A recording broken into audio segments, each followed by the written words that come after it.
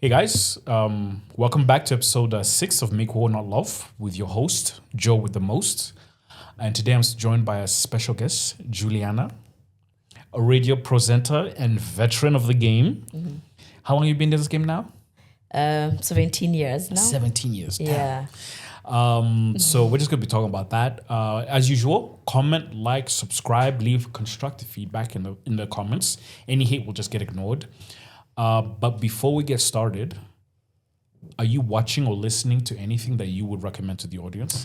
I'm very old school. And I think time really catches up with me. I have so much going on in my life in that I take forever to watch something. But once in a while, when I sit down and watch, I go back to that one series that I feel like I'm really getting addicted, which is Succession. Mm-hmm. You've watched Succession? I've watched a couple episodes, but it was a bit too slow-paced for me. Yeah, it can be slow, and especially for the youngins, it will be very slow for you. You may not understand it, but if it has a very good storyline. Oh yeah, I agree. The storyline is very interesting, and it has to do with the same world where I'm in. It's a media home, media mogul, blah, blah, blah. It's interesting, but that's what I've been watching when I get time. When you get time. I can't lie. You know, that's funny. Also with the passage of time is I'll have, the only time I watch something fully is like on weekends because I'll work a little bit and then on weekends I have what I call the fuck off rule. Once I've done my work, I'm not doing anything else productive unless it's like we've already pre-scheduled it. And I find myself, I'm too busy. Like right now, someone recommended a podcast to me. Which podcast is that? It's a Diary of a CEO. It was. I have been recommended that several times, and I never. I think there's a time I try to tap in there, try to watch for a second. Then again, I got messy. Like I just got so busy in my other world, and I find myself switching. And I'm like, I don't think I'll have time to watch this thing. You know what I recommend with that is check out the clips, not the shorts. I mean the clips on YouTube, like the 10, 15, 20-minute ones, because then it's like you watch one and you can decide. It's like this one a friend recommended. It was about sleeping, and I'm 40 minutes in, and I started this on like Tuesday because I don't get enough time, and then I'm always switching. And if I'm working, sometimes I don't have the mental capacity to listen to a podcast while working. And it's just like the older I get, the less time. Like, have you noticed? Did you notice that? The older we get, we have much less time to Remember everything. when you were 15 years old and you had summer break from school was like 2-3 months. It felt like forever. But now it's like we're already in March and it's 2026. And we're blinking like this, and we'll be in holidays. Summer holidays will be coming up just in a bit. And before you know it, the year is ending. My God, what is going on? Why is time flying so fast? I think when you're younger, time is slower, but as you get older, time speeds by so quickly. I remember last week, I blinked and it was Thursday, and I was like, oh my God, what have I been doing this whole time? I know.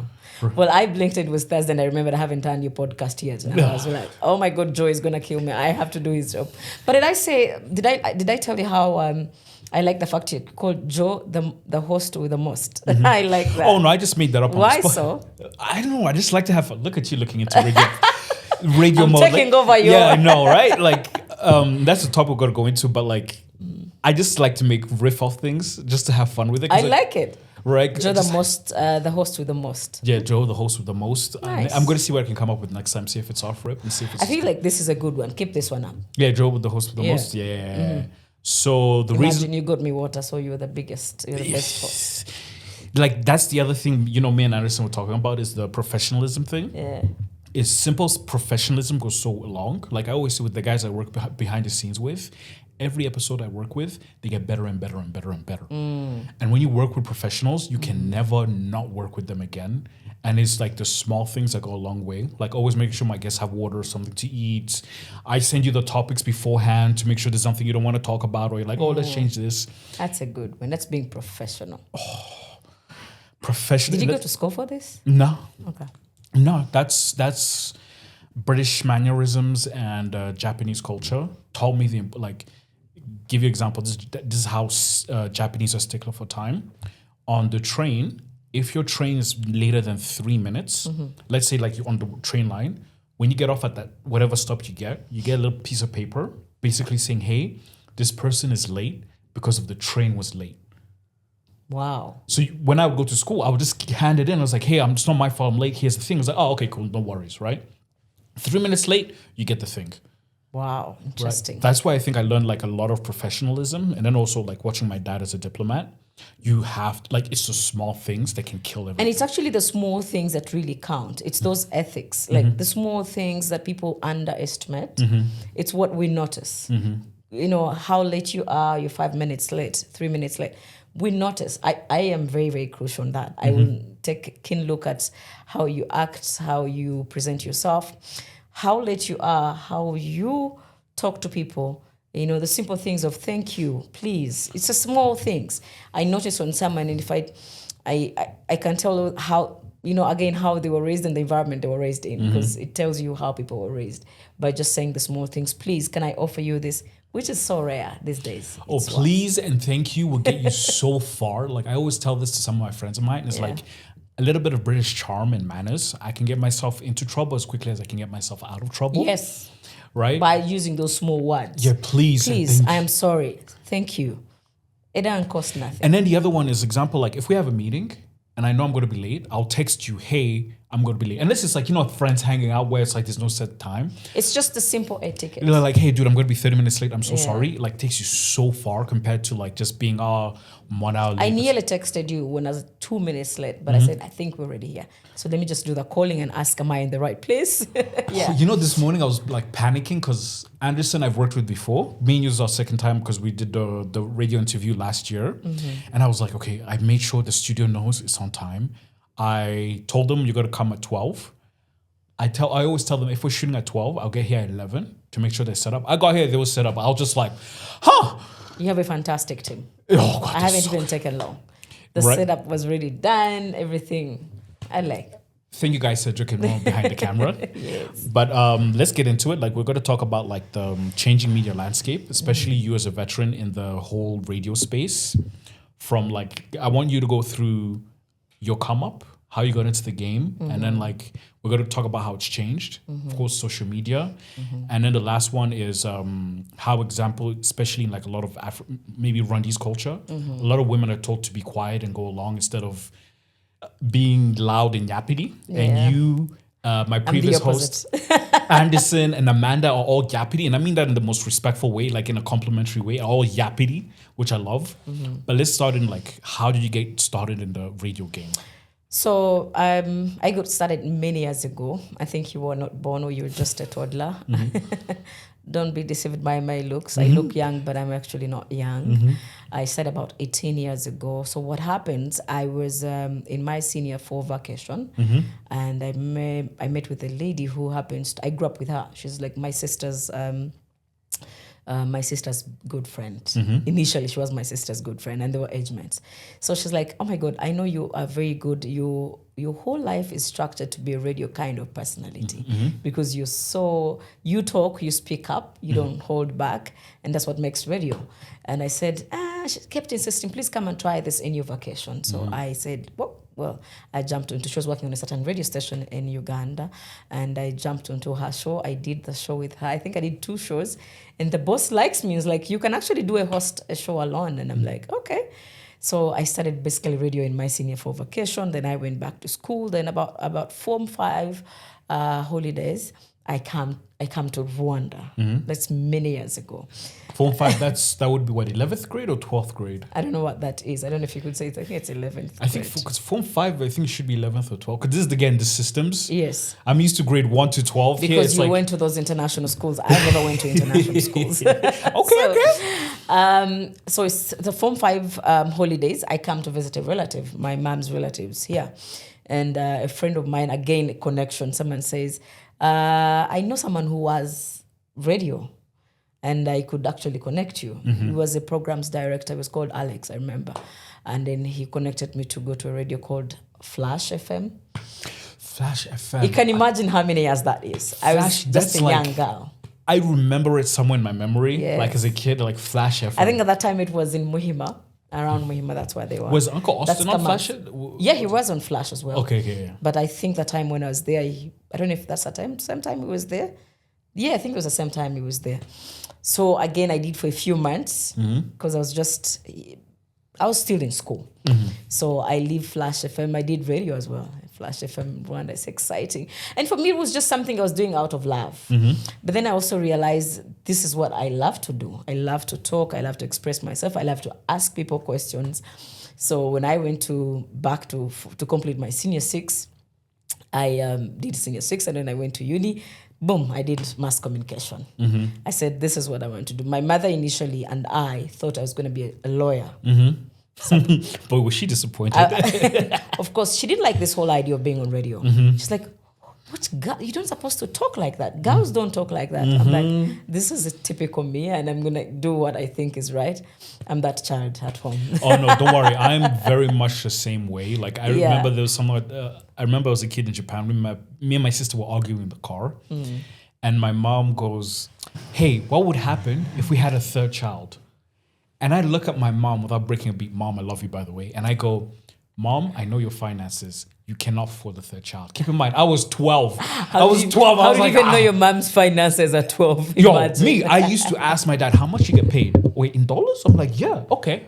Now I know the numbers. So I'm being the last child, I think I had also the leeway of doing what I want. Oh, yeah. Because I am the one, And I think it has kept with me all my life. I do what I want up to today. So yeah, I did mass communication, then returned, went to other media houses in Uganda that I practiced in, And then again, here I am back to Kigali, again in the media. Like, I'm curious, right? Because I've seen on social media, like some clips of this Ugandan radio station, the one that, is it Forever Tina presents on? I've seen some clips of theirs, and I've seen clips here. What do you think is the difference between the radio space in Uganda, Kampala, versus Kigali, Rwanda? In this era, the difference is the cultures are different. Let's just be realistic. The way media personalities present themselves in Rwanda is totally different from the other. Not totally, but slightly, because of the culture, you would say the dynamics are different. And the audience is different. You see, not on the bad side, but the people the other side, my people the other side, can tend to be a little bit rowdy, and they are everywhere. I'm so glad which is different from here. I think I'm so glad you touched on that, because what I've noticed, like looking at East Africa as a whole, is that Rwandese people are the most introverted culturally of all of East Africa, but Uganda, Kenya especially, are the most extroverted. Tanzania, I've been there, but I haven't met enough Tanzania to make an assertion about it. But I think what you said about the rowdy is that Ugandans... Rowdy in a good way. Rowdy in a good way, right? Yes. Like, you have no problem making noise and speaking your mind. Yeah. Where Rwandese, it's more of a culture of, if you have a problem, you'll be like, you talk about it behind closed doors instead of being, hey, yo, what's up? I think it goes back to how the community is. Again, the cultures and the values. Most people, the way people are raised is... you're not supposed to speak up, and that's a challenge. Or you're supposed to speak up, you have boundaries, there's a certain level. And that's the culture. And also some cultures in Uganda are like that, by the way. So it holds people back. People tend to hold back, not to speak up even. Because also the people you're speaking to might wonder, why? Who is this person? They start questioning themselves, like, who is this person? Why are they this rowdy and this loud? Because this... they'll start looking at you and say, this doesn't exactly come from the culture around. So they'll start questioning trust me, I've gotten in trouble for speaking my mind. But then I think it's, at the end of the day, it's, this kind of culture is good, but also it's holding people back, because there are very many young Rwandan girls who would like to speak up. They're there, and I like that they're coming up lately, and they're speaking their mind regardless of the culture. You can still speak your mind and still respect the culture. You don't have to be too loud and forget where your boundaries are. I think that's agreed, because it's like something I learned from the last podcast and this one is learning the art of being able to walk up to the line, but not cross it or disrespect it, but like, hey, by the way, yada, yada, yada. And I have gotten in trouble for being able to, not in trouble in the sense of a bad way, but people have been like, who are you to say these things? And I'm like, bro, dude, like, I always say to people, like, I'm Rwandese enough to understand where our culture, mindset, and psychology comes from, but not Rwandese, but also not. I'm Rwandese enough to understand where it comes from, but also because growing up, I can call bullshit on it. And people are like, okay. So that's why I have no trouble like doing this and receiving negativity and be like, okay, cool, bet, let's bounce, let's move on to the But next. also, when you're in the broadcast world, negativity is expected. Like, don't you ever think that you get only the positives? But also, not only broadcast, anything that you do in this world, whatever job you do, you have to expect some people that will like it, some people won't like it, and which is okay because you're not going to impress everyone. That is so true. I always You like have a particular crowd that will follow you and will understand what you're trying to say, and that is it. That is true because what I've learned through like watching history is that anyone who's ever done anything remotely interesting has pissed off half the people and made the other half people happy. It's so called the world. That's the way the world works. Even Jesus Christ didn't impress everyone. Thank you. Hallelujah. You guys heard that? You heard that? So then you were talking about how after Uganda, you went back to Uganda and then you came back. Yeah, went back to Uganda, did uni, and then after uni, went into other radio stations. And then a friend of mine from here again looked out for me again and said, you need to come back to Kigali. You still have radio talent with you and you need to come back home. And I was like, okay, I like this idea. And I love Rwanda, and it's one environment that I would love my son to grow up in. I have a son, by the way. Did I tell you that? Yeah, one time I think. So I was like, this would be really interesting. So I said, I go back home and bring my son along because I wanted him to be in this environment, love it here for him, love it for ourselves. So I came back, started at Royal FM, and then at the beginning of this year, I moved from Royal FM, went to Capital FM in Kigali. And I'm excited. I am the lady who does the breakfast show at Capital FM with Jessie, which is Jessie and Juliana. So and I'm loving it. I love waking up at 5 a.m., start my routines like that, drive to work. Yeah, and wake people up. It feels really good. You know, something I want to talk about is like that jump from Royal FM to Capital. Because I know a lot of people who like, I've never been the kind of person to work at a place more than 5 years or do something more than 5 years because I would get bored and want to switch it up. Like, how was that going from like Royal FM to Capital? Making the jump, because that's the thing I think I want people to take away from this is making a jump, taking the leap of faith, moving either from one business or one company workout or one relationship to another, whatever it may be. I used to be like you many years ago. I used never to work in a place for more than 2 years. That was my plan. Like I can't be in a place more than 2 years. It's boring because I don't find anything interesting anymore. But the last station I worked in for about 9 years. And then it was shocking for me. Then I told myself at the end of it, I think I have actually grown into I've matured. So if I can be in a place for 9 years, then means I've matured. So about Royal, I worked at Royal for about a year and a half. You know, you realize at some point certain things don't serve you anymore. And you realize you're not happy. And at this age, I don't think I'm working for anything but happiness as much as I'm working for money. I want to work in an environment where I feel like I'm more comfortable. My co-host had moved to Capital FM, and me and him were like flowing really well. I loved the flow. I loved the chemistry that I had with him. I said, why not? When he asked me to come and join him, I said, it's all right. I wasn't feeling the growth anymore where I was. Yeah, I think that's also another thing because I've struggled with that is like once I stop feeling growth, that's when like, for lack of a better word, I become dead inside for whatever that thing I'm doing. And I've had that moment and it's that thing of like able to say, excuse my French, but fuck it, let me time to jump. And that's also something else I actually wanted to ask you about is the whole chemistry thing. Because me and Amanda have good chemistry, right? So then, of course, we had Anderson, we have you on, and now it's like I'm on the quote-unquote hunt for my next permanent co-host.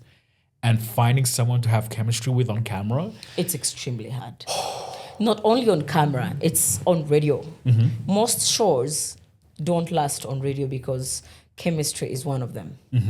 You don't have a chemistry with your co-host. There's nothing that bonds the two of you. You can hear on air that this is really forced. You're staging this. Yes. And that gets really boring. It's boring to you as a presenter. It's boring to a listener out there. Yeah. If you guys are not connected. That is so powerful because... And also people need to know that chemistry builds. Yeah. It doesn't come overnight. 100% correct. It doesn't come overnight. I could work with you here, Joe, for like 2 episodes and there's no chemistry and you just see like we're trying to force things. But before you know it, if the two of you get to understand each other, You understand when to take a break. You understand when to hold. You understand to listen to your co-host. Listening is very key in broadcast. If you understand to listen to your co-host and you know how they tweak their things. You know, everyone has their own way they do things and how they talk.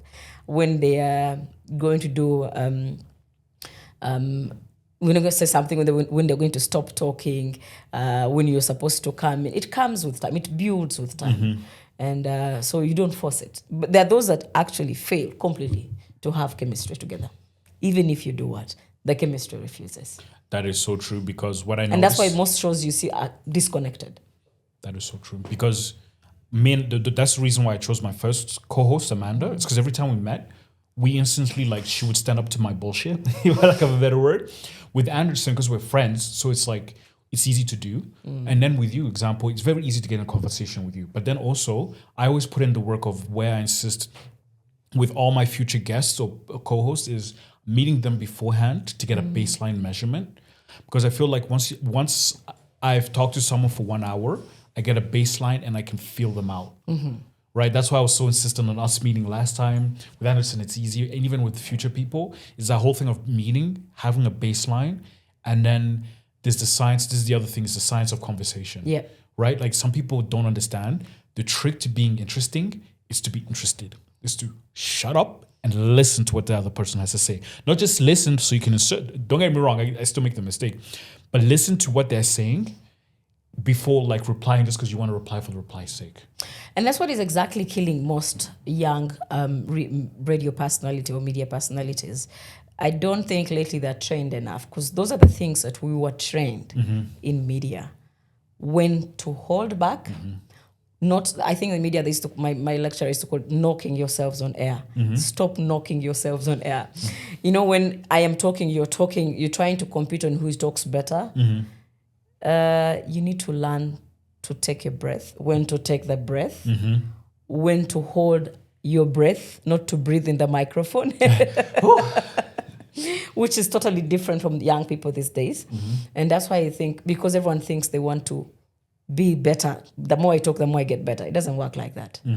That's where the challenge is. People think the more you talk, the more you're a better presenter. It doesn't work like that. What are you talking? Are you talking with logic? What exactly are you talking about? Or are you just shouting? Because there's talking and there's shouting.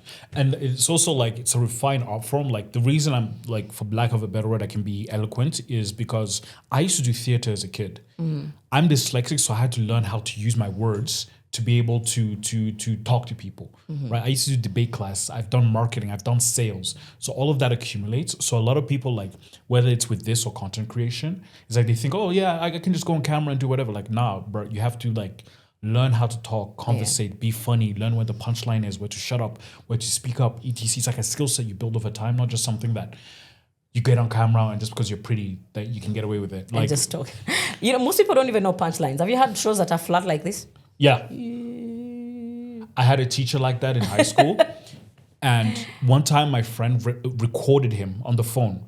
And like, you know, when you record, it goes up and down. He was so monotone. It was like a straight line. And I remember being like, no wonder. This man is boring as all living hell. Like, it was so bad. I was just like, never mind. Aren't we just attacking people? No, we're not attacking people. We're like having we're just being real, right? Yeah, and also that's the thing. Also, people are not used to, like, I've seen with some of the feedback I've gotten is people are not used to like honest conversations where people speak their minds and it's not just scripted, right? Where it's like, okay, we're gonna have a radio show, whatever. You have more experience with that than I do, but it's like people are not used to the idea of freely expressing yourself about what you're talking about without being looking like a caged animal. I don't know how to say it properly. You're using the right words. Right? Yeah. And that's something I've noticed, like watching some people here in Rwanda is like they talk like they're afraid to say what's on their mind. And that's what bothers me. So if you're afraid to say what is in your mind, then what are you saying? Exactly. Is everything is plastic, everything is fake. Then it loses the whole meaning of you having to express yourself. Yep. Then why did you come on a podcast if you can't express yourself? If I went on a podcast and they told me this, you're not supposed to speak, this is how you should speak, I'll tell them, bro, I am out. I don't think I can do this. Yeah. because then I'm not being myself. You know what I mean? Yeah, and that is And, that is a skill set as well, because finding where your personality is on camera, because I'm sure you have the same thing where the personality you put on camera, I mean on radio, versus the personality you have with your close friends and with other people is completely different, right? No, in most cases, it's the same thing. It's the same thing. The way I sound on radio, the way I speak, is the same way I speak in my circles where I hang out. I don't think I script. I don't think I put up any face that is different from when I'm with my friends and when I'm on radio. The way, and most of my friends tell me, you see what we're discussing here? Jules is going to go back and say the same things on radio. She doesn't filter. I don't know. I think I have a problem. I don't filter. I've been gotten into a lot of problems because of not filtering my things. Oh, so have I. Yeah. So but I don't find like filtered radio makes sense or filtered conversation makes sense. I lose my authenticity if I start filtering. I think that's true, and it goes, I think, also to the next topic we're going to talk about, which is like the evolution of the game, like the old world of radio where there's like set times, sponsors, whatever, versus the new game of like social media, visuals versus audio. Yeah. Like the way you would have presented yourself on a radio. Like radio, you had a little bit, there was more constraints. But if you're on social media, there's less constraints, for lack of a better word. Right. I get what you're saying. And us old broadcasters are trying, we are struggling to evolve, but we have to evolve anyway. Times have changed. I think the biggest dynamics that have actually gotten us in better positions also, but also in a struggling position because of the new era, is because on radio, we are a mystery. You were that mystery that they would just hear your voice. Yeah, they didn't know what you looked like. They did not know how you look like. Now, the world of today has exposed us. You have no option but to actually be exposed on how you look. At first, it was so hard for me to be on camera. But I have learned to be on camera because the world is evolving and we can't help it. However, we still, if you realize the old broadcasters, we still have our old dynamics, which were the standard broadcasting procedures, which are really good, which the young ends don't have. Like, can you give me an example of that? So, on radio, we knew when to breathe, for example. We knew how we're trained our voices, how to audition our voices. You don't just wake up and talk. Our storytelling had standards, or have standards actually now. Up to now, we still hold back. A lot of young people, I've been seated here with you for a few minutes, but you've already cast, you know what I mean? In radio broadcasting standard procedures, cussing was never allowed. You would never use your French words. You would be very careful. We are still I think that was really good behavior. So radio taught us to learn how to behave, which the youngins don't have. Yes. They are open up to say anything. They're a little bit messy, not in a bad way, get me correct, because people tend to like the messy, which is good sometimes, can be messy, but in which way? So a lot of young people, a lot of new broadcasting does not have control of that. This is actually the traditional broadcasting that we grew up in. So I think what maybe the old world of saying is like basically media training. Media training. A lot of people are just waking up and becoming podcast hosts and content creators, but most of them have not gone through those trainings, which are very crucial. You might underestimate them, that we don't need them in this era. That's old school of broadcasting, but you need them.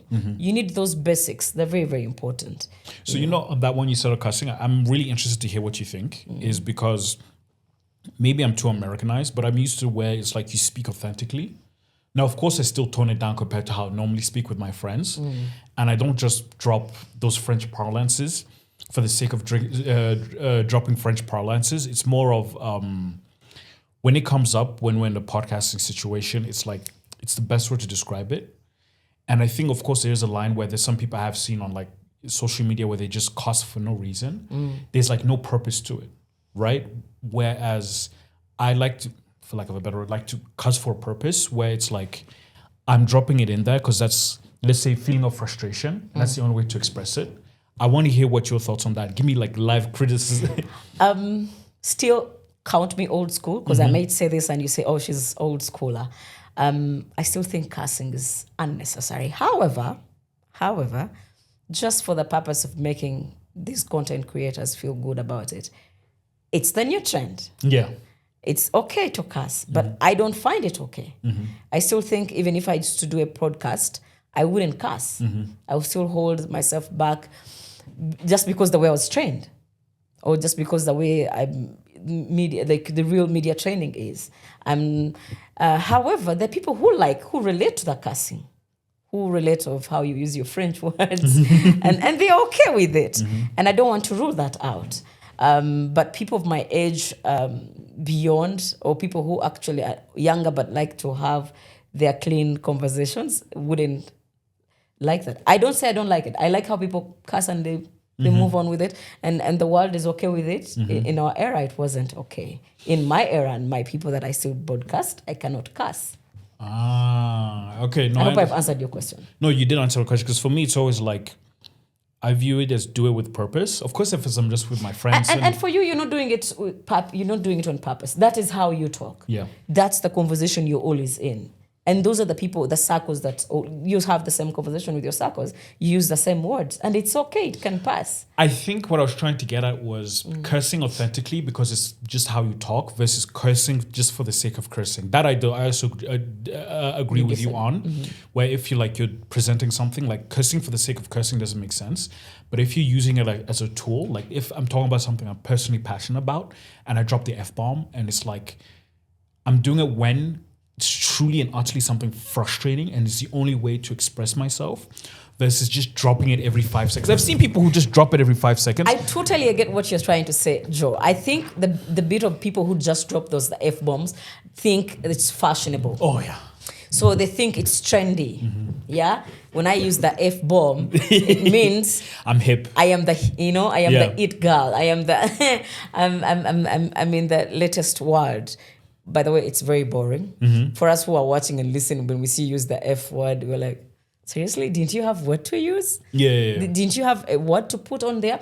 I also think those people are living in a fake world. They live, I'm sorry to say that, but you just can't use the F word everywhere. You're either trying to fit in the world of other people who use it authentically, and you're trying to fit in that category of people, or else you're living a lie.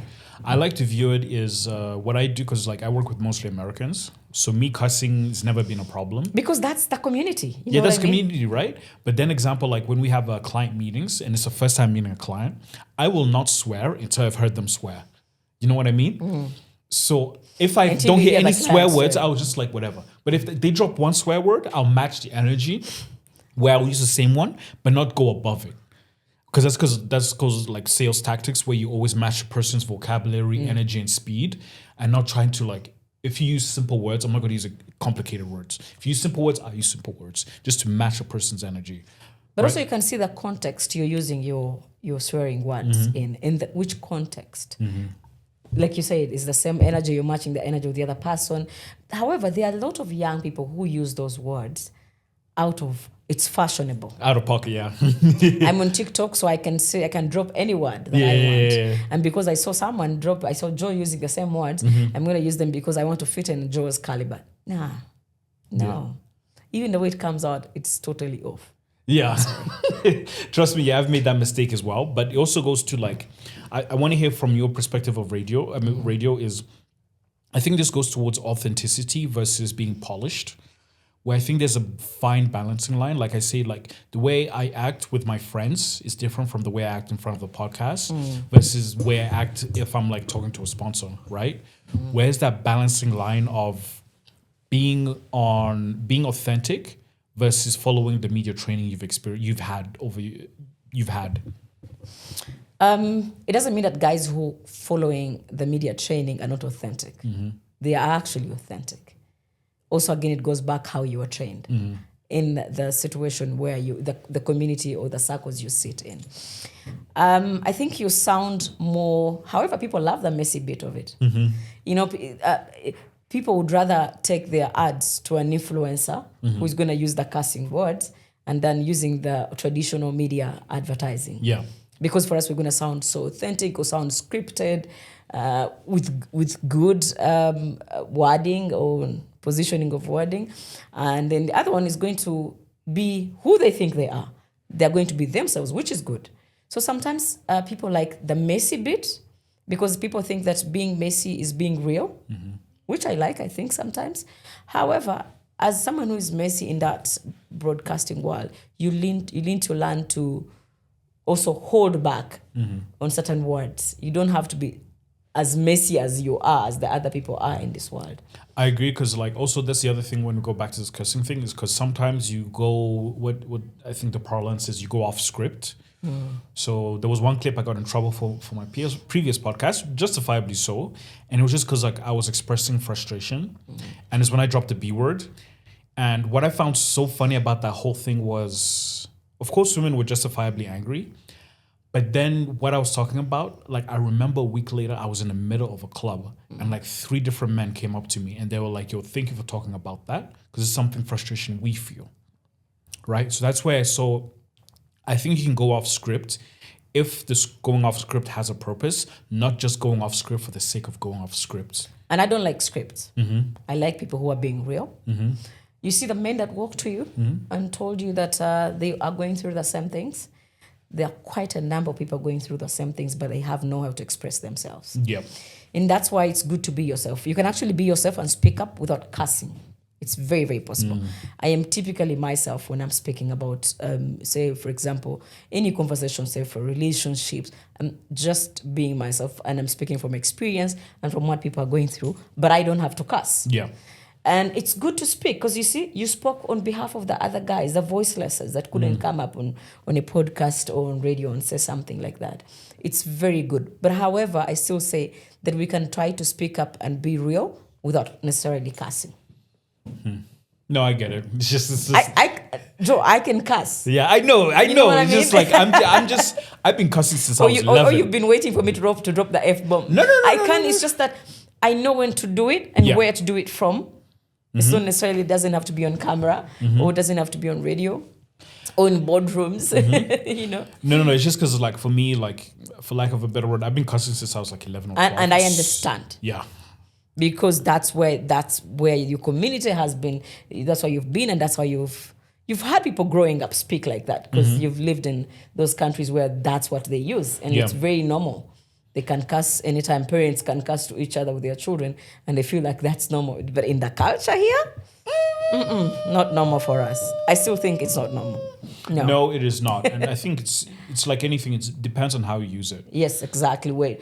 Again, the guys who think it's very trendy to cuss from nowhere because you're copying and pasting, it's boring. And then also I think that goes back to people will be able to tell when you're being authentically yourself versus being like putting on an act for the camera. Because it's not sustainable. Yeah.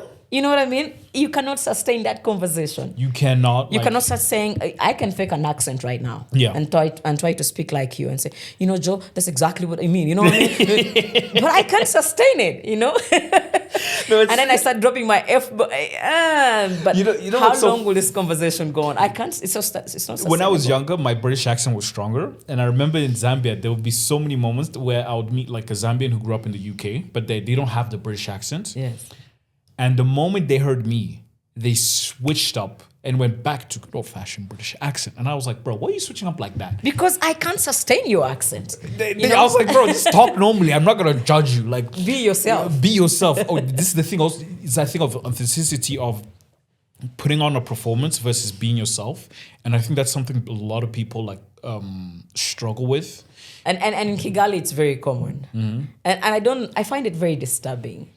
Like, please don't try and force something that you're not, because you can't even sustain that conversation. Right. And you cannot sustain that personality that you've put up. It's impossible. Right. And also that's why, like, when I look at like the content, like all the most successful content creators in Rwanda are women. And that's why when you look at example like Naomi or Darina, the reason they're so popular is because they're able to be authentic in front of camera.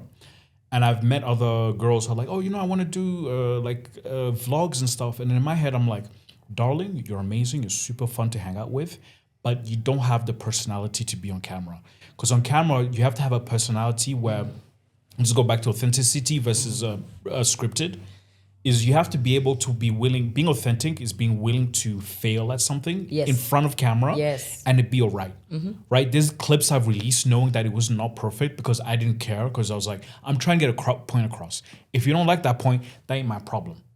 Right? Because there's plenty of other people who will agree with the exact same statement I'm making, and I'm willing to embarrass and fail, versus where other people like want to come on camera and be like, all proper and posh. Hello, my name is Joseph. Hey, And today we're going to have a conversation with our radio host today. Like, no, come on, bro. Just speak how you normally speak. Right? Don't try to be this fake person that we all know you're not. Yes. And Rwanda has got beautiful, talented content creators. Super, and by the way, natural. Like you spoke of Naomi. I've actually interviewed Naomi. I feel like every time I watch that girl's videos, I scroll back and forth because there's something I'm trying to look in because I'm a little bit, I focus. I really notice a few things. So I'm trying to find something. I'm like, this girl is such a natural. She just holds her microphone and she just talks into the camera. And I'm trying to scroll. Did she look natural or was she not? I scroll back and I've never found anything faked about her. I feel like she's so real and she speaks her mind. I mean, look at Zova. I've worked with Zova. Maybe you may say I'm saying that because I've worked with her, but she's so authentic. She's being herself. There are quite a number of young, talented Rwandan girls who are actually themselves and they're very talented. And I like the way they speak into the camera. However, there's also a group of particular people who try to fake this. And the sustainability is fake. The sustainability is not there. And that's why we don't see them more often. That's why we see the ones that we see. I agree. And I think I know this is going to rub people the wrong way, but yeah. Not everyone is meant to be a content creator. And it's like, because in America right now, I remember it was a study that said most kids want to be content creators. And I saw that and I laughed.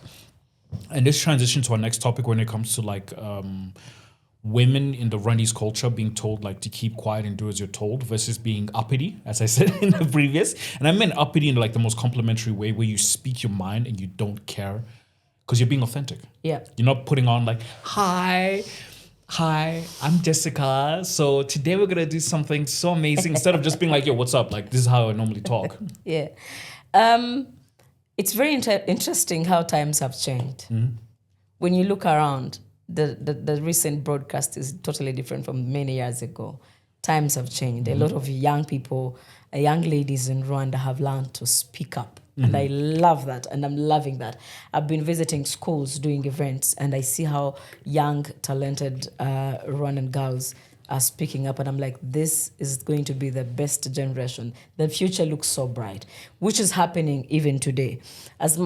Again, you don't blame people because the culture is like that. You know, people are raised to don't talk too loud as a girl, as a woman. You're not supposed to speak on top of your voice, which you shouldn't anyway speak on top of your voice. But please air out your opinion. Your opinion really does matter. But many years ago, it wasn't the case. Yeah. You wouldn't air your opinion because you're a woman. Yeah, you can't be rowdy. And I'd like to thank the government because the government is doing whatever it takes to push girl child to be able to speak up, to be able to air their opinion. And I love that young Rwandan girls are picking it up so fast and they're getting into the system. Because if we don't air out our opinions, then we are not making sense in our society. We're not making a difference in our society. We're not making a difference with those that were there many years ago. And I'd like to urge a lot of Rwandan girls to speak up. Take those spaces because it all starts in school. If you take up that space and speak your mind, that means you're the next leader in the next generation or years to come, right? Times have changed, Joe. A long time ago, women would never speak up. But right now, guys are taking up space. And it's a good thing. And it all comes back to nurturing. Yeah. You see, the government has nurtured girls of the girl child that, you know what? Your opinion matters. And you should speak up. Don't hold back. I talked about this with Anderson on the last podcast. Yeah. There's projects I've worked in the private and like something to do with the government in the past. And what I noticed is most hardworking people you meet in Rwanda, whether it's at the top level or just even average, it's women who are working harder. And I wanted to ask you this. Do you think like men / boys are being left behind? Not on purpose, but because women are being pushed so high up, do you think men are either not left behind on purpose, but then it's like there's not as many men who are also going up at the same level, if you understand what I'm trying to say. And I understand because I'm raising a boy child. So it reached a time, government I think was pushing a lot of girl child is because from many generations, girl child was left behind. Yeah. And that's understandable. That's why the government was over pushing girl child. But lately, the government is actually pushing inclusivity, if you've noticed.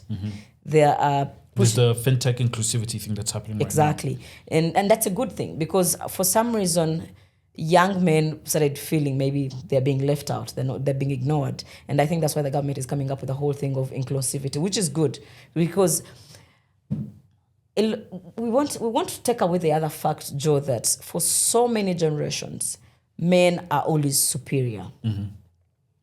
And because that has been there for generations, a lot of times men tend to take over naturally without being even told what to do. Because they know, I'm a man, I've got to do this. I'm a man, I'm going to spearhead that. I think that's why, again, government came in and said, you know what? Girl child is being left behind.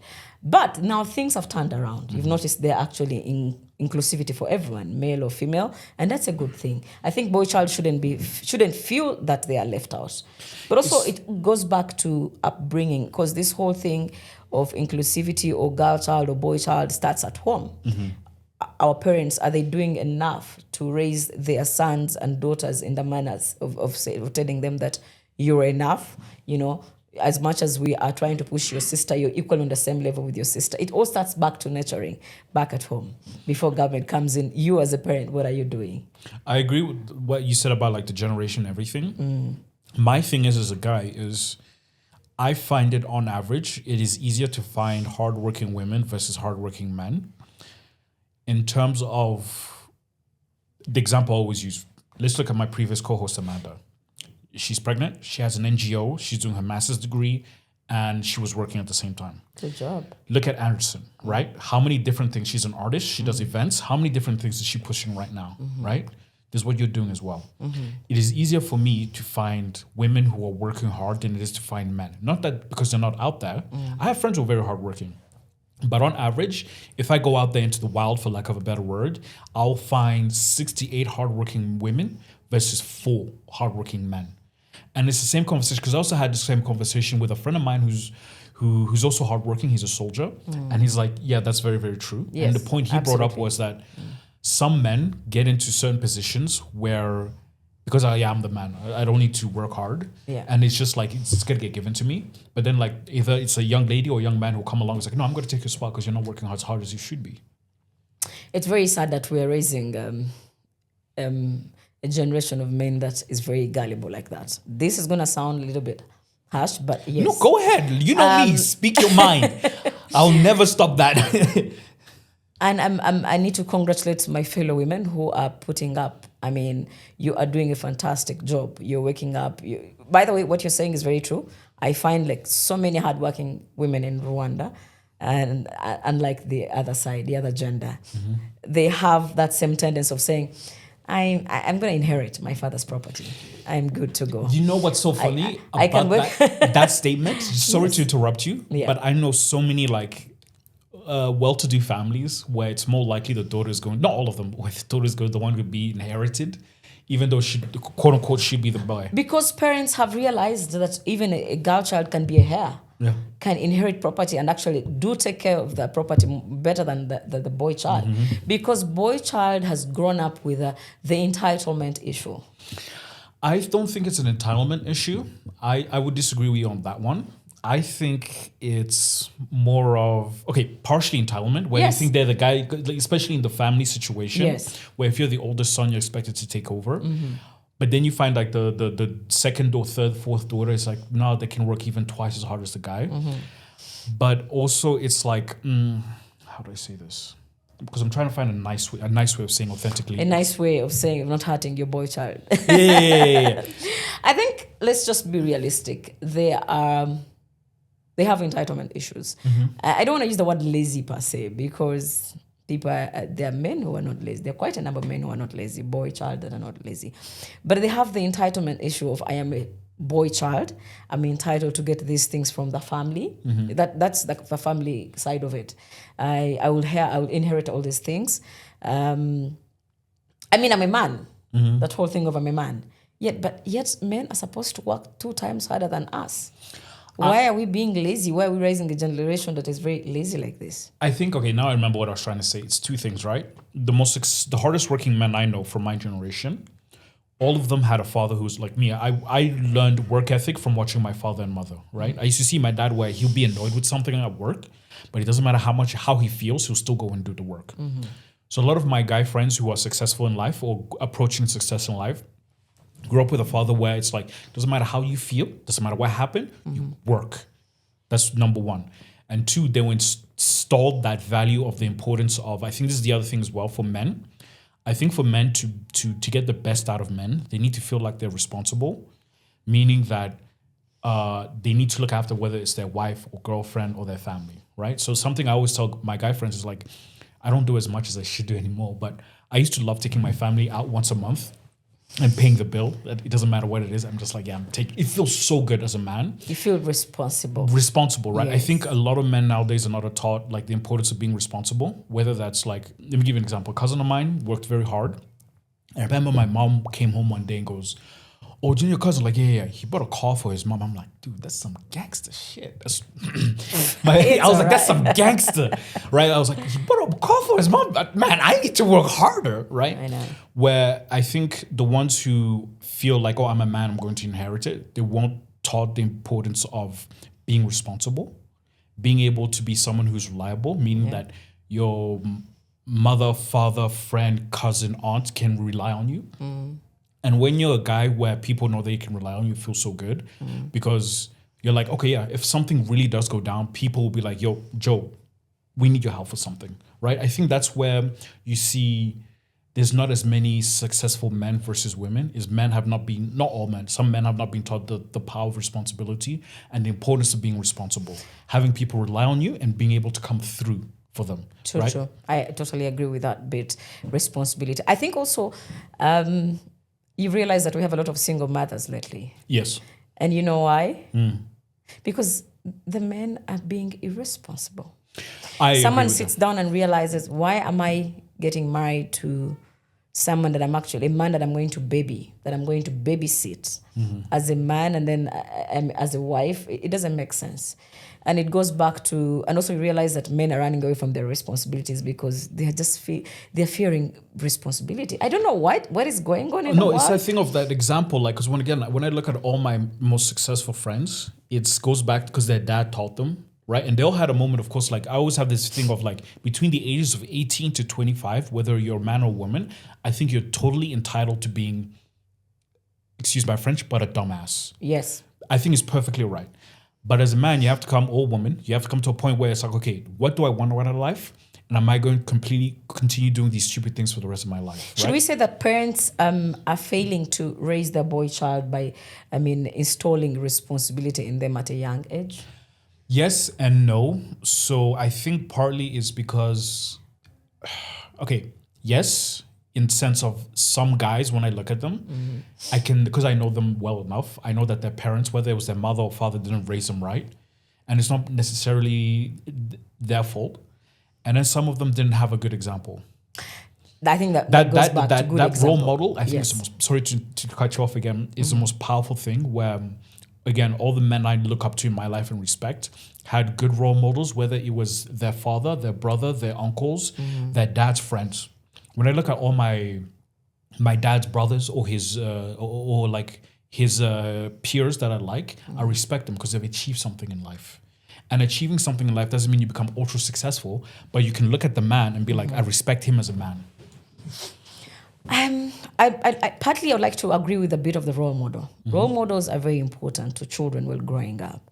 However, I have also, in this case, you'd also like to think that because some of them, one of their parents was not involved in their lives, right? That could be the reason. Maybe the guy is behaving like this because he didn't have a father figure.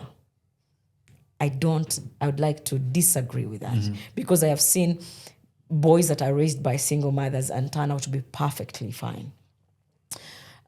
Because I've also seen children who have grown up with both parents, but they are messy kids.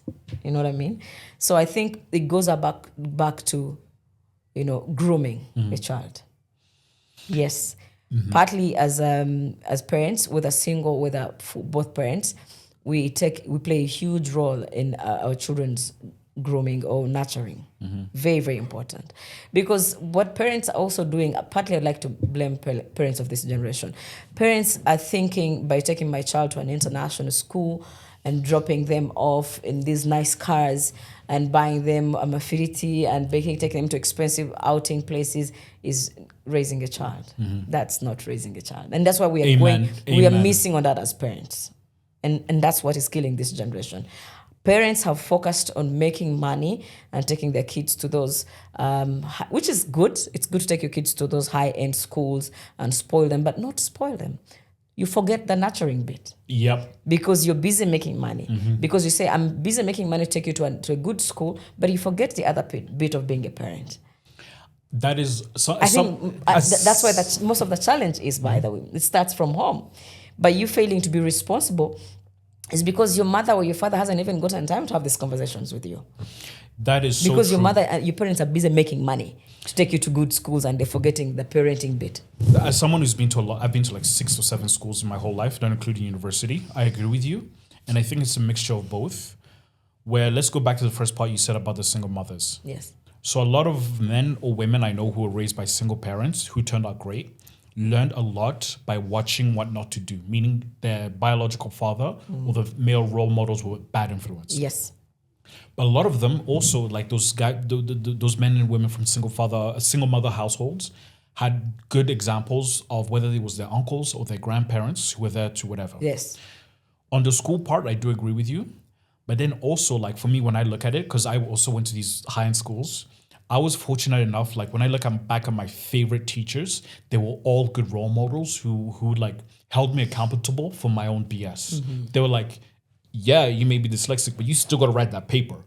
And they'll sit down and they'll help me. And they had time for you. They had time for me, right? Which is so different from the generation of today. Most schools are about money-making schools. Yeah. I mean, which teacher is going to have... well, I'm not saying that they're not teachers at schools that are taking full responsibility of these students. They are there. They are those teachers that you'll find that will actually have time for the children as their own. But others will not, because it's a money-making venture. No one has time for you. And also, the teachers would ask themselves, why is this parent throwing all the responsibility on me? What are you doing as a parent? But also as a parent, ask yourself, when do you have time for your children other than the dropping and picking? Yep. You get home, you're back on your laptop. The kids are back on their tabs. No one has time for the other. That is I remember there's a friend of mine who was narrating a story to me recently and said, can you imagine we're all in the same room, in the same house, but we have a family meeting and it's on call, and we're not meeting in the living room. And I said, hell no, you guys, how are you doing this? So there was a family meeting, but they sent a link. Yeah. And they're all in the same house. This is so weird.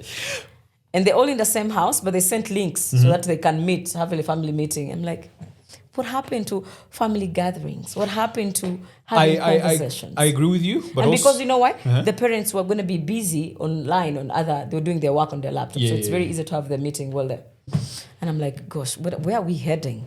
Like, I agree with you. But also, like, for me, it's like, it's all about, it depends on, for example, me and my family, the way we hang out, like this weekend when we're at the family farm, me and my sister were on our laptops, my parents were on their phone, but we're all sitting together, and then it's like, yo, do you see this thing? Like, we're introverted, but we still like socialize. Yeah. Right? So everyone's a bit different. But it's so funny how we started about radio, now we're talking about like I know, right? This is so weird. Because I would have this conversation over and over again. I agree with you. I find this very frustrating because it's like, the more successful I am in life, whether that's like working out, at work, on my personal side projects, the more I want to hang out with other successful men. And it's very difficult for me sometimes to hang out with other successful men because, example, with my friend, a group of guy friends, sometimes we have trouble hanging out because we're all busy doing our own things, right? We don't have time to be like, yo, this Saturday, let's all hang out, let's all do this. It's like, no, me, I'm out of the country. No, I got this project. No, me, I'm doing this, right? So I find it irritating to find other men who are not just successful, but also who I respect as men, right? Because my boys, they can tell me, yo, we're going to help you with something, and they'll keep their word. I've had trouble in Rwanda. I want to hear what your experience is with certain friendships where they don't do the bare minimum in terms of keeping their word. If they say they're going to help you, they'll help you. Showing up on time. If you ask for help, they will. It doesn't matter what it is, but these basic things where I know a lot of men who are successful, but I don't respect them as men. You get what I mean? And it's really frustrating when it's like, I want more successful guys to hang out with, but it's very limited and it's very hard to find who are not just materially successful, but also like spiritually successful, or they have character. That's the other thing I was looking for. They have character. It's very hard to find people who have character. What do you mean, the ones who have character? Like in terms of what's very hard to find in Rwanda? Character in terms of, again, this thing of like having basic rules of respecting each other, having boundaries, seeing if you got to do something, you got to do it. If you say you got to show up, you show up on time. If me and you have a plan, I'll text you ahead of time and tell you, hey, I'm going to be late. Or example, if I have a friend who's going through something, we'll hang out with the friend who's going through something. They won't be like, whatever. But also, I understand what you're trying to say, Joe. But also, Joe, you have to know that friendship of these days is very, very, very beneficial.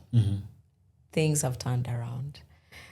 People are not friends with you because they think... People are friends with you because they earn something from you, because they're benefiting something from you. So we have... You just need to find your tribe. You need to find your... I found them. I just want to expand it. I mean, you need to find people who understand. There are going to be very few. There won't be very many. Because a friendship around is more of, what am I getting from you? Yeah? What am I benefiting from this friendship? Is it benefiting me? It's not genuine. You know what I mean? You know, and also there are people who don't... who are not raised to respect friendship. Maybe, I don't know if they were raised to respect, or they don't have value for friendship, which is very common here. The bit of people not keeping time, it's very common. that is, we have learned to live with it, which I don't really like. The whole thing of like, wait, finish your point. Sorry to interrupt you again. I do this a lot. No, I get what you're saying. You need to give me media training after this, by the way.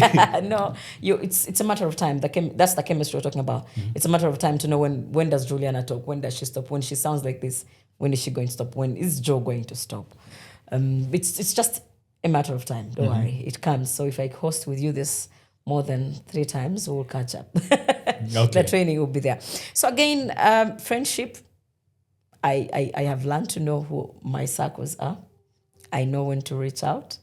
I know when to communicate with them, because you don't assume that you're going to have everyone on your side. Not everyone is going to be your friend. If they realize they're not benefiting from this friendship, then they're going to dump you along the way. And it's very common. I think it's human nature. I think with that one, first of all, I think we'll have to admit, as human beings, we're all inherently selfish. Yes. So even with a friend of mine who I may be best friends with, the reason, example, I may enjoy one friend is because he's funny, right? The another one is because we can go on adventures, right? So the way I look at it, because also me as well, is like the older I get, is this going to sound so mean, but I don't like hanging out with broke people.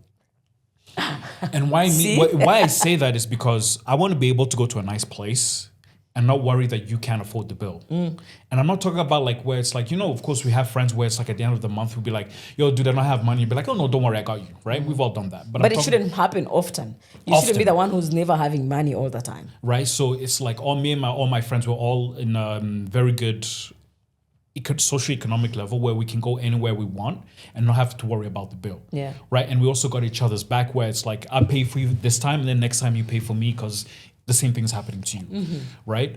The other thing as well is like most of my guy friends, we all work out a lot, right? We're all physically healthy, meaning that if we need to go do something, we can pick something up and we can move it, right?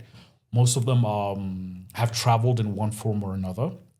And that for me is very, very important just because I grew up outside. Yeah. And it's easier to connect with people who grew up out and who you relate with. Pardon me. So I think it's like we're all selfish as human beings. There's nothing wrong with it, right? There's nothing wrong with that. You can hang out. You just have to find people who understand you, your circles, and count on them. There are those that you're going to count on, and then there's that you will never count on. That is 100% correct. We're just about to wrap up, actually. It's almost that. Wrap up. I'm dying. Yeah, I know. I'm going to grab something to eat. What time is it? But do you want any other message to leave to the audience? Actually, I need to get you, now I'm realizing I need to get you and Anderson on. Tell me what you think of this. Yeah. My original idea was to, after Amanda, was to have different female co-hosts until I found the Permanent one. the permanent one. What I'm realizing now, it's better just to have like a cast of like 5 to 8 different people I can call on repeatedly. Yeah. Because then it's more fun. Because I'm realizing, actually, I think that's more fun because it's like, well, I don't know who I'm interviewing next. I don't know. You have like a lot of conversation. You realize every time you interview someone, you feel like we would have had a different conversation again, which would have been more fun. We Yeah. need more time.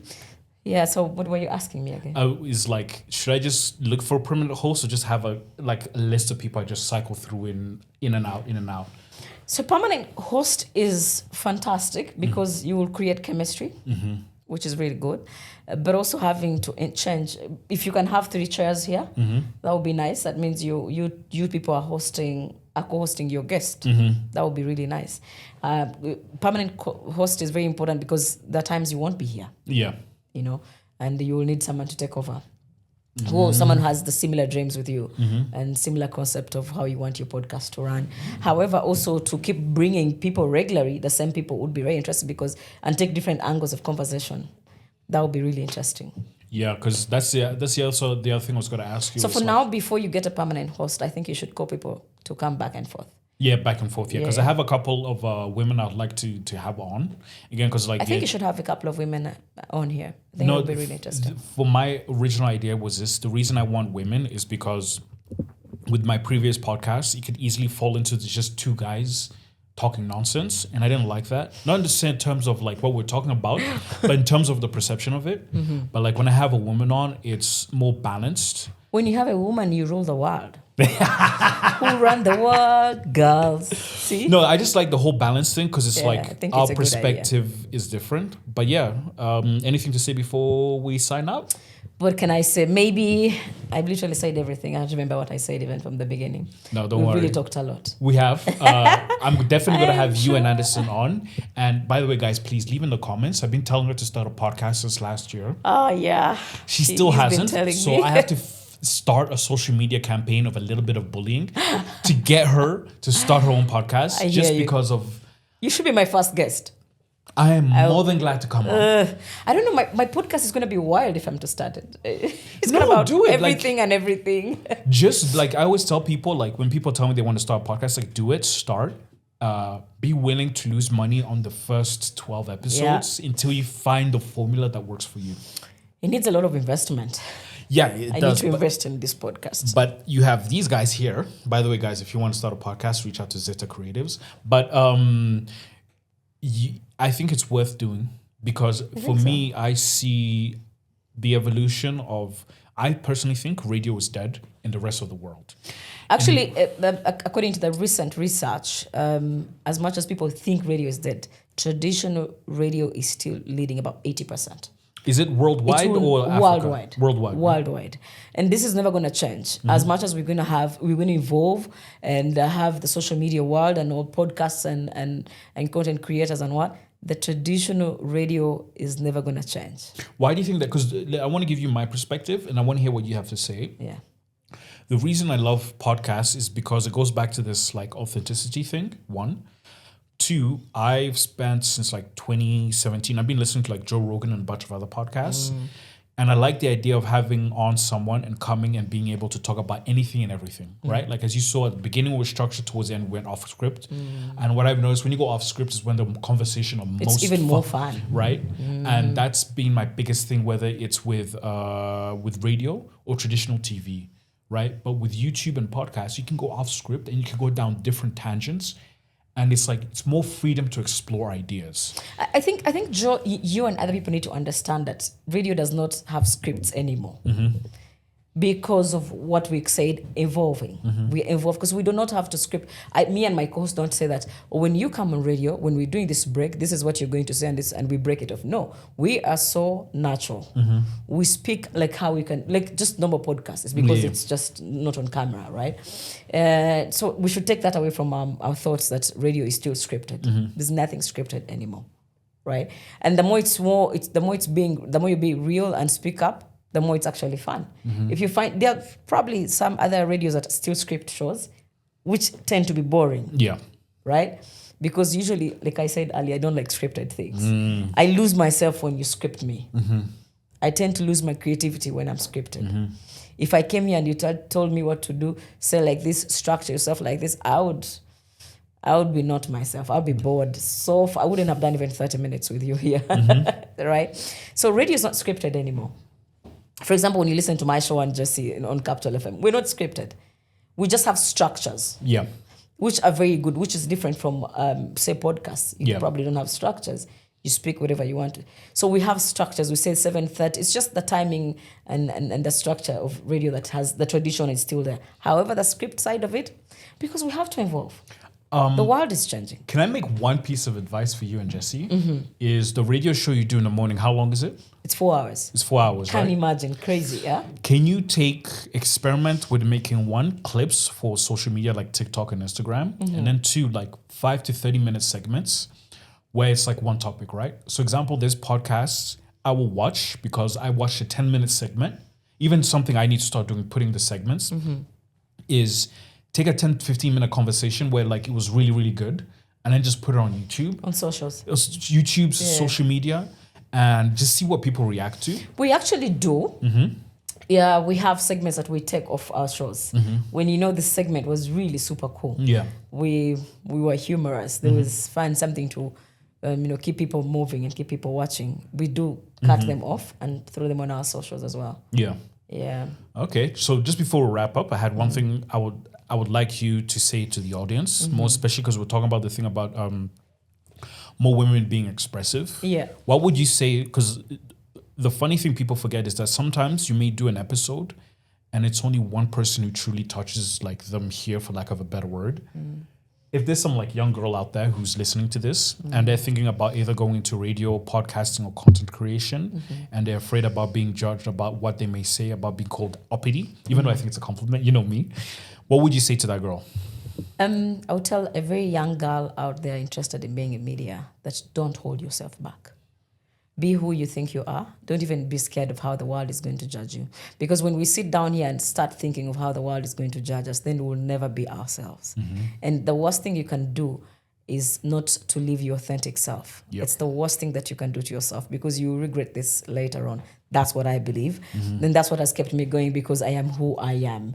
I am who I think I am, and I'm going to speak up. You either like me or you don't like me. And what I should say is, don't hold yourself back. Use that talent. Speak up. You need to speak up for yourself, for the next generation, for your children and children's children, because no one is going to do that if you don't speak up. So, young lady out there, if you feel like you want to do radio, come on. I will give you a hand if I can. I love training young ladies in radio. If you want to do TV, Joy's here. Just going to host you on a podcast and you be yourself. Don't hold yourself back because you're scared of what society is going to judge, because society judges a lot. Either way, society will judge you. Either way, whether you hold back, whether you speak up, either way they will judge you. So be who you think you are. Be yourself. Speak up. Don't hold yourself back. Because why should you sit on your talent in the first place? Because, but they will kill me. I can't sound like this. I can't speak up because I'm going to be judged. My mother's friends are going to judge me. No. You can't live your life for other people. It's extremely bad to live your life for other people. Yesterday I was reading a quote which said, it's good to take advice, it's good to listen to advice, but also it's good to live your life. Yep. And if I could add to that, this applies to both men and women. Yeah. Whenever you're doing something interesting, if you start getting hate, some people get hate, it's a good thing. It means you're on the right path. It means you're doing something sensible when people start hating on you. Right? Like, look at anyone remotely interesting in history, whether it's a man or woman. Half the people love them and half the people hate them. Yeah. That's how you know you're doing something interesting. This applies to both men and women. So take the hate with the good and the bad with the Well, I'm having a word salad moment right now. It's all right. We've ever talked. Take the good with the bad and the bad with the good. It is what it is. Let people talk. After all, there was this quote I always remember is, I don't know what the specific quote it was. Judge not the man in the arena. Judge not the man in the arena, and do not be the one who's outside the arena doing the judging. Something like that. It was Like, Marcus. don't throw stones in the glass house. Yes, thank you. Guys, thank you for this is episode 6. Juliana, thank you so much for being my episode 6 is really nice. my third guest, my third person on here. So yeah, guys, Thank you for hosting me. You're welcome. I'm honored, and I hope I'll be hosted again next time. Oh, you will. So guys, thank you. Comment, like, subscribe, share a clip with your friend. And if there's any co-hosts you would like me to interview, women, not men, please let us know, and see you next time. Cheers.